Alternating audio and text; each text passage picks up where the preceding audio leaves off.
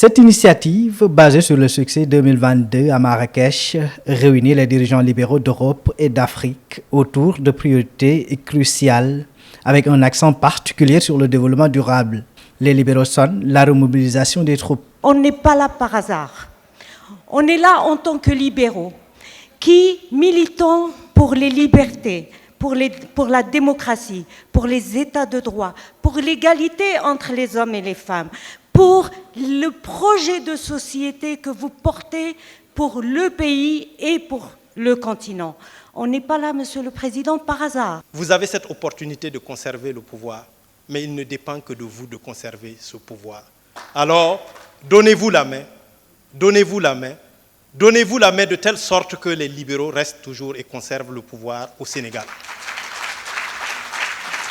En tout cas, c'est une exhortation, c'est un appel du réseau libéral africain.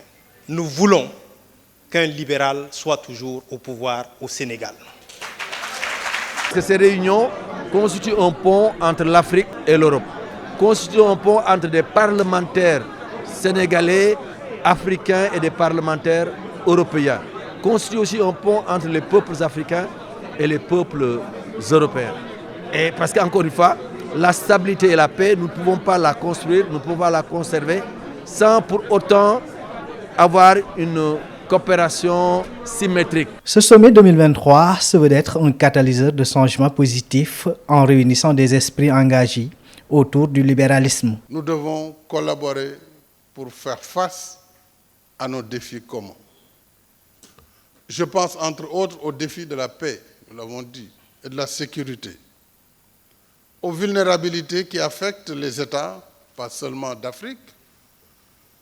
Je pense aux menaces sanitaires transfrontalières, nous l'avons vécu avec la pandémie de Covid-19, au péril environnemental marqué aujourd'hui par un réchauffement climatique sans précédent, aux opportunités et défis du numérique, à la difficile question migratoire. La liste n'est certainement pas exhaustive.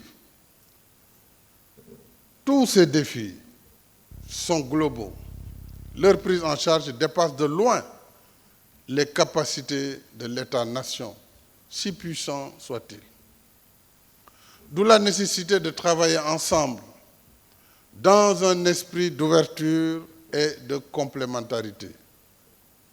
Dans ce nouveau monde qui se dessine, on a souvent besoin d'un plus petit que soi, comme le lion et le rat dans la fameuse fable de La Fontaine.